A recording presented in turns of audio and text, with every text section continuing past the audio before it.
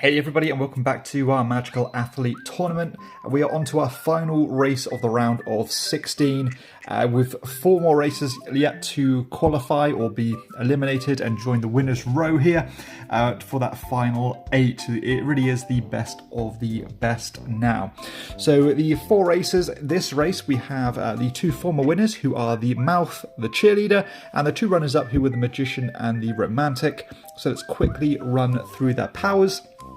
The Mouth, whenever he stops on a space with exactly one other racer, he eliminates them from the race by eating them. We have the Cheerleader, where before his main move, he can push the person in last place 2 places in order to move 1. We have the Magician, who has a really steady power of being able to take 2 rerolls. And the Romantic, which is whenever anyone stops on a space with exactly one other racer, he moves 2. So we've got some interesting synergies here, especially with the Mouth and the Romantic. It could be interesting, and unfortunately for the Mouth, although he is starting in pole position, which obviously could help, his power might be nullified because he's not going to be able to gobble anyone on the first round. So let's start with the Mouth's normal turn, and he started off with a 6. So I'm sure he would rather not use his power at all and just win the race straight out. So on to the Cheerleader's turn now. The Cheerleader is going to roll a 4, so he's moved along like so. The Magician, who gets 2 rerolls, is going next. He's rolled a 5. I think he's going to keep the 5. That's pretty strong, and no, he's got nothing to complain about there.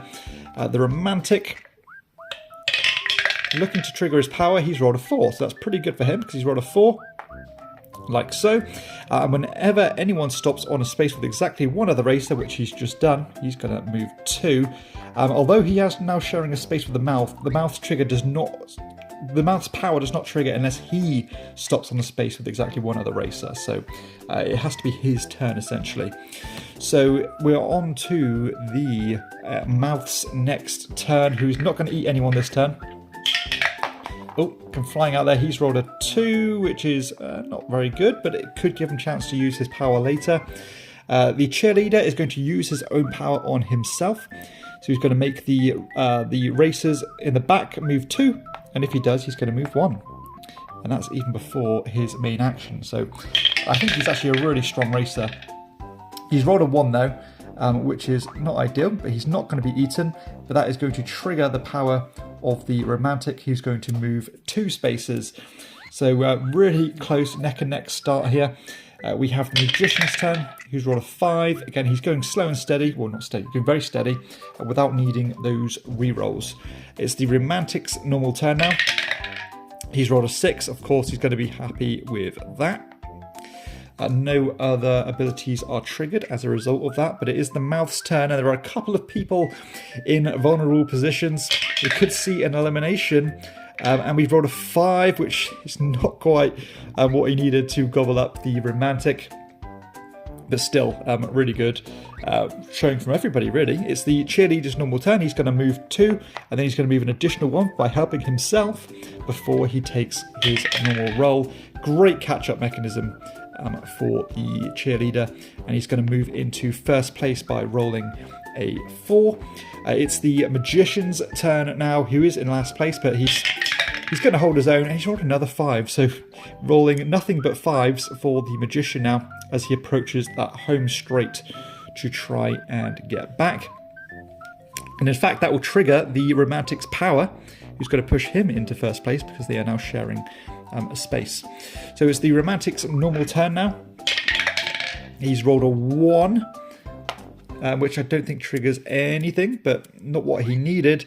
And he is the only one who's vulnerable from the Mouth, who has rolled a 5. Again, narrowly missing everybody, but holding his own in terms of the race itself. The Cheerleader is going to move the racers in the back forward 2, and if he does, he's going to move 1, so he's going to help not only himself, but also the Magician, and he's going to move an additional 1 by helping the Magician to take the joint lead with the Mouth before his normal turn. This is a fantastic race. Moving 3 spaces, 1, 2, 3, onto the pink zone there. But being this close to the Mouth is always going to be a dangerous game. Let's predict that the Magician's going to roll another 5. He's rolled a 2, but of course he gets 2 rerolls, which is just fantastic, and he's going to keep the 5, believe it or not. So he's rolled nothing but 5s, and he has taken the lead. The Romantic then, the last race of this round,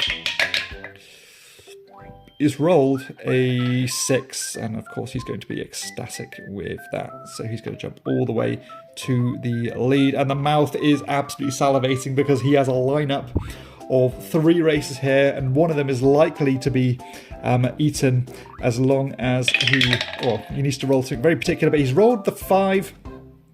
He's going to jump in front. He's going to eat the Romantic. The Romantic has been eliminated by the Mouth. All this benevolence has come back to bite him. So it's the Cheerleader's turn now. The Cheerleader is going to help himself, of course, by moving 2. If he does, he's going to move 1, and he's going to take his normal turn. Sometimes it might be best just to hide behind the Mouth in this game, but the Cheerleader is going to go for it anyway, but leave himself extremely vulnerable to the Mouth. The Magician, he's going to take the reroll on the 3. He's got 2 more rerolls. He's not going to take the 2. And chance it on the last one, which is a 4, which is a bit better. And actually really good news for them both, because now they are protected from the Mouth, because the Mouth can only work if there are a single racer on a spot. So it's the Mouth's normal turn now. Needs a nice roll to stay in it, and he's rolled a 6, which is fantastic for him. He's right on the finish line now. One of my personal favourites. Looks like he's going to be in a good chance of winning. The Cheerleader, though, is going to use his power to move along both of these, who are now in last place. He's going to move 1 to help himself. And, of course, he is now going to roll a 4, and he's going to win the race. It's on to the Magician, and he's looking very likely that he is going to go through. And he's rolled a 2, which is enough to get him to that finish line. So the Cheerleader and the Magician qualify for the final 8 by working and conspiring together to knock out the deadly Mouth, who did use his power to eliminate the Romantic, but in the process did not even finish himself. So one of my favourite races there. Absolutely fantastic performance, came right down to the wire, and we have 2 great contenders going through there. So that is going to be the Cheerleader and the Magician going through, the Mouth and the Romantic being eliminated for the final 8.